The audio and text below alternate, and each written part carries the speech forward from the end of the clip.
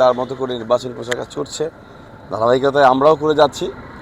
Jazeera পালং 2টি থানা, সেখানে 23টি ইউনিয়ন, 2টি পৌরসভা, এই প্রচারে সরাসরি প্রার্থীর উপস্থিতি এবং বিশদভাবে কাজ করে আসলেই এই সীমিত সময়ের মধ্যে এটা আমি বলবো যে খুব বেশি সহজতর নয়।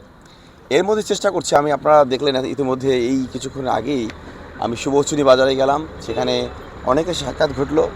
বাজারে গেলে সুবিধা যেটা হয় সেটা হচ্ছে একদিকে যেমন সব কিপার্স থাকে যারা সাধারণ জনগণের বার্তাবাহক, এছাড়াও জনগণ অনেকেই পাওয়া যায়। এখন আমরা বুড়িহাট এলাকায় দাঁড়িয়ে আছি, এখানে প্রচার করছি। আমি প্রচণ্ড রকম সাড়া পাচ্ছি। আমার বাড়ি জাজিরাতে, সেই হিসাবে জাজিরা মানুষ আমাকে সাড়া দেবে এটা অস্বাভাবিক কিছু নয়, কিন্তু আমি যখন পালংয়ে আসলাম সেখানেও ভালো সাড়া পেয়েছি। আমি উদ্বুদ্ধ এবং উৎসাহিত। আমি যদি সংসদ সদস্য হই সেক্ষেত্রে আমি সবসময় বলে থাকি যে কাজগুলো ইতিমধ্যে হয়নি, অর্থাৎ সংস্কার করা, সেটা হবে প্রথমে। এরপরে উন্নয়নমূলক কাজ চলবে।